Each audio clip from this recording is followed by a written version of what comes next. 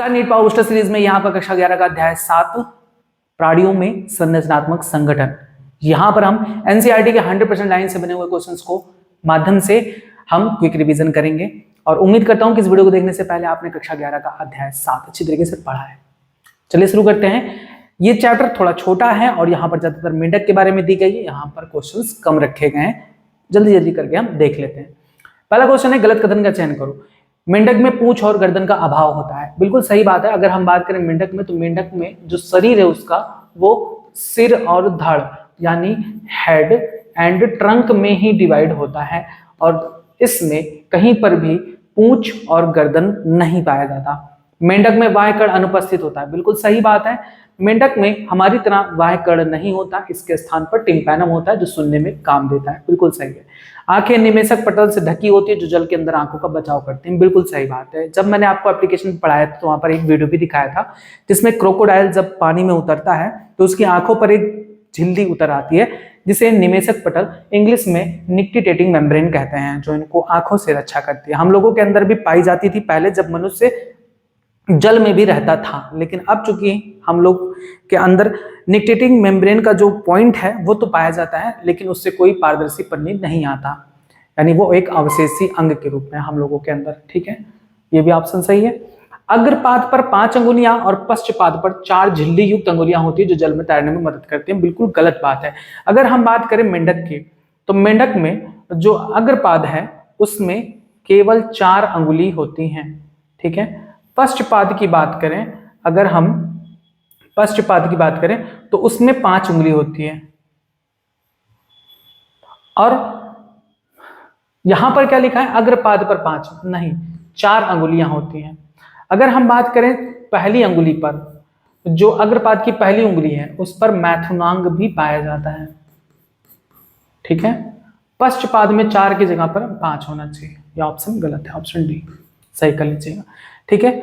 मेंढक में जो अग्रपाद है उसके पहले वाले डिजिट पर एक मैथुनांग भी पाया जाता है जो नर में ही पाया जाता, मादा में नहीं पाया जाता। उसके अलावा नर में आवाज निकालने वाला यंत्र होता है जिसे वोकल सैक, वॉक सैक कहते हैं, और ये मादा में नहीं पाई जाती। ये 2 अंतर होते हैं नर और मादा को पहचानने के लिए। मेंढक में लैंगिक द्विरूपता किस प्रकार से पाई जाती है? लैंगिक द्विरूपता यानी हम नर और मादा को कैसे पहचान सकते हैं? तो जैसा कि मैंने पहले बताया कि नर मेंढक में आवाज उत्पन्न करने वाला वोकल सैक पाया जाता है, मादा मेंढक में वोकल सैक नहीं पाया जाता, यानी ये लाइन गलत है। नर मेंढक में अग्रपाद की पहली उंगली में मैथुनांग पाया जाता है। बिल्कुल सही बात है, ऑप्शन ए और सी दोनों होगा। याद रखिएगा कि नर मेंढक में अग्रपाद की पहली उंगली पर मैथुनांग पाया जाता है। ये बहुत इंपॉर्टेंट पॉइंट है। ठीक है। नेक्स्ट, गलत कथन का चयन करिए। मेंढक मांसाहारी होता है इसलिए आहार नाल लंबाई में छोटी होती है। बिल्कुल सही बात है। जितने भी मांसाहारी जीव होते हैं उनकी आहार नाल छोटी होती है इसलिए वो थोड़े फिट दिखाई देते हैं। जैसे तेंदुआ, शेर, ये सभी कुत्ते, बिल्ली सब बड़े फिट होते हैं क्योंकि ये मांस खाते हैं ज्यादातर। तो मांस खाने वालों का जो आहार नाल होता है छोटा होता है, इस वजह से उनकी पेट वगैरह नहीं निकलती। और चूंकि बहुत सारे ऐसे जंतु हैं जो शाकाहारी होते हैं उनकी आहार नाल लंबी होती है, जैसे गाय, भैंस, मनुष्य भी। बहुत से मनुष्य ऐसे हैं जो सिर्फ और सिर्फ फल सब्जियां ही खाते हैं, मांस नहीं खाते, तो वो उनमें थोड़ा सा आप देख सकते हो आहार नाल की लंबाई ज्यादा होती है। मेंढक में एक पालित जीव होता है जिससे वह भोजन का शिकार करता है। गलत बात है। मेंढक में द्विपालित जीव होता है, यानी अगर हम बात करें मेंढक की तो यहाँ पर आपने देखा मेंढक की संरचना, तो मेंढक का जो जीव होता है वो आगे जाकर ऐसे द्विपालित हो जाता है। ठीक है, इस तरह से वो अपने शिकार को पकड़ता है। तो यह ऑप्शन आपका गलत है, बाकी सारे सही है। मेंढक में अपचित भोजन अवस्कर द्वार से बाहर निष्कासित कर दिया जाता है। मेंढक में जो अवस्कर है, अगर हम बात करें नर की, तो नर मेंढक में अवस्कर द्वारा ही जो युग्मक है, युग्मक भी बाहर आता है और मूत्र भी बाहर आता है एक ही द्वार से, क्लोएका द्वारा। मेंढक में त्वचा एक जलीय श्वसनांग है। बिल्कुल सही बात है। यानी जब मेंढक जल में जाता है तो जल में श्वसन किस प्रकार से करता है, किसके माध्यम से करता है? तो मेंढक जल में त्वचा के माध्यम से श्वसन करता है। ये क्वेश्चन पूछा जा सकता है। मेंढक बाहर त्वचा, जल के बाहर यानी स्थल पर किससे श्वसन करता है? तो स्थल पर वो त्वचा द्वारा भी श्वसन कर सकता है, वो त्वचा द्वारा भी कर सकता है, मुख गुहा द्वारा भी कर सकता है, फेफड़े द्वारा भी कर सकता है। और मेंढक की जो लार्वा होती है उसमें क्लोम्स भी पाए जाते हैं, यानी मेंढक में बहुत तरीके से श्वसन होता है। जल के बाहर मेंढक में श्वसन का कार्य, त्वचा भी करती है, मुखगुहा भी करती है, फेफड़ा भी करती है। अभी बताएं, उपरोक्त सभी लगाएंगे। अगर यहीं पर पूछा जाए जल में, तो जल में क्या बताओगे? जल में श्वसन किसके माध्यम से होता है? त्वचा के माध्यम से होता है। नेक्स्ट, ग्रीस निष्क्रियता, शीत निष्क्रियता में मेंढक किस द्वारा श्वसन करते हैं? पहली बात ये होता क्या है शीत निष्क्रियता और ग्रीस निष्क्रियता। तो अगर हम बात करें मेंढक की, तो मेंढक होता है पोइकिलोथर्मिक यानी असमतापी, यानी ये अपने शरीर का ताप मेंटेन नहीं कर सकता। जैसे जैसे बाहर का ताप बदलता जाएगा, इसके शरीर का भी ताप बदलता जाता है। अधिक गर्मी को भी नहीं झेल सकता, अधिक ठंडी को भी नहीं झेल सकता। तो जो ठंडी आती है, बहुत ठंडी, तो ये जमीन के नीचे जाकर गड्ढा बनाकर उसमें जाकर छिप जाता है और अपनी सारी एक्टिविटी को बंद करके चुपचाप पड़ा रहता है। और जब सामान्य अवस्था आती है तब बाहर आता है। तो 2-3 महीना 4 महीना तक ऐसे पड़ा रहता है। तो उस दौरान वो श्वसन किसके माध्यम से करता है? त्वचा के माध्यम से करता है। ठीक है, मेंढक धरती के अंदर यानी क्या कहते हैं, मृदा के अंदर जाकर गड्ढे में छिप कर रहता है, वहां पर वो त्वचा के माध्यम से श्वसन करता है। ऐसा ही ग्रीस निष्क्रियता में भी होता है। जब बहुत गर्मी पड़ती है तो भीषण गर्मी में भी ये जीवित नहीं रह पाएगा, क्योंकि इसके शरीर का तापमान बदल जाएगा, क्योंकि ये असमतापी होता है, अपने शरीर का तापमान मेंटेन नहीं कर सकता। जैसे हम लोगों के अंदर 37 डिग्री सेल्सियस बनी रहती है, तो इनके अंदर ऐसा नहीं है। जैसा बाहर चेंज हुआ, इनके शरीर का भी ताप चेंज हो जाएगा। तो वहां पर भी वो त्वचा द्वारा ही शोषण करते हैं।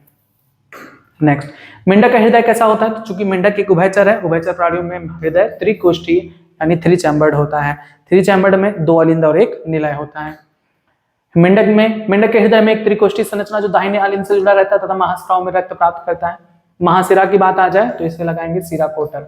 ठीक है, नेक्स्ट, मेंढक में हृदय की अधर सतह पर दाएं अलिंद के ऊपर एक थैलीनुमा रचना होती है जिसमें निलय खुलता है, जिसे क्या कहते हैं? कोनस आर्टेरियोसस धमनी शंकु। ठीक है, ये सब याद कर लीजिएगा। मेंढक में विशेष संयोजी शिराएं जो यकृत में जाती हैं। देखो, अगर हम बात करें यकृत को, तो यकृत को कहते हैं लीवर, और ये बना होता है हिपैटिक सेल से। हिपैटिक सेल से, तो जहां पर भी हिपैटिक शब्द आ जाए मतलब यकृत की बात की जा रही है। देखो हिपैटिक आया ना, ऑप्शन ए लगा दीजिए। नेक्स्ट, मानव की अपेक्षा मेंढक में एक परिपक्व आरबीसी में होता है। अगर हम बात करें मनुष्य में, मनुष्य के परिपक्व आरबीसी में केंद्रक नहीं पाया जाता, जबकि मेंढक के परिपक्व आरबीसी में केंद्रक पाया जाता है। Option A. नेक्स्ट, गलत कथन का चयन करिए।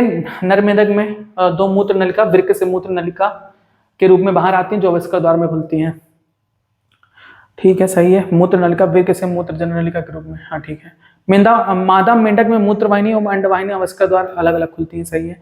मेंढक यूरिक अम्ल का उत्सर्जन करता है, गलत बात है। मेंढक यूरिया का उत्सर्जन करता है।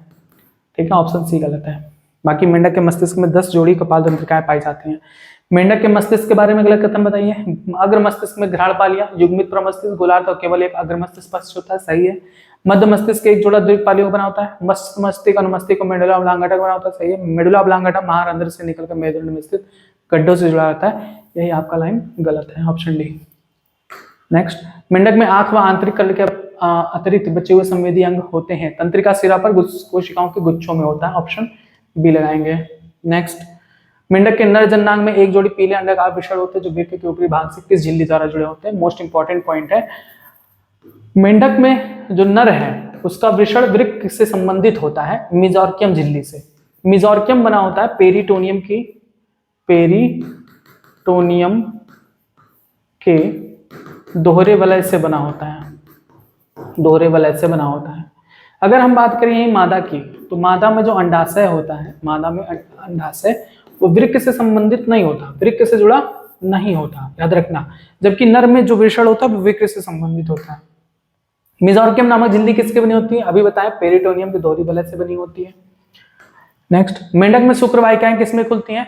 तो चाहे शुक्रवाहिकाएं हो चाहे मूत्र नली हो, ये सभी सीधे ही अवस्कर में खुलती हैं, कोलयिका में खुलती हैं, ऑप्शन बी।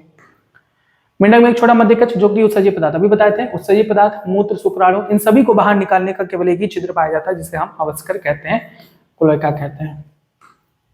गलत कथन का चयन करिए। नर मेंढक में वृषण वृक्क के ऊपरी भाग से चिपके रहते हैं, बिल्कुल सही बात है। मेंढक में मादा मेंढक में अंडाशय वृक्क की निचली त्वचा से चिपका रहता है, गलत बात है। अभी बताया कि अंडाशय का वृक्क से कोई भी संबंध नहीं होता, ऑप्शन बी। गलत कथन का चयन करिए। कुछ देशों में मेंढक के मांसल पाद मनुष्य द्वारा भोजन के रूप में इस्तेमाल किया जाता है, बिल्कुल सही बात है। मादा मेंढक में वृक्क के पास एक जोड़ी अंडाशय उपस्थित होता है लेकिन इसका वृक्क से कोई संबंध नहीं होता, सही है। परिपक्व मादा मेंढक एक बार में 2500 से 3000 अंडे दे सकती है, सही है। मेंढक में भ्रूण परिवर्धन लार्वा के माध्यम से होता है जिसमें लार्वा कैटरपिलर कहलाती है, गलत बात है, टैडपोल कहलाती है, टैडपोल लार्वा होती है। ठीक है, बस यहाँ पर 20 क्वेश्चन ही रखे गए हैं क्योंकि ये छोटा चैप्टर है, बहुत ज्यादा क्वेश्चन यहाँ पर बन नहीं पा रहे थे, और कहीं से भी क्वेश्चंस मिलेगा आप जरूर कर लीजिएगा। इसके बाद आपका आता है अगला अध्याय, अध्याय 8 कोशिका, जिसमें भर भर के क्वेश्चन दिए गए हैं, उसके लिए आप तैयार रहिएगा। धन्यवाद।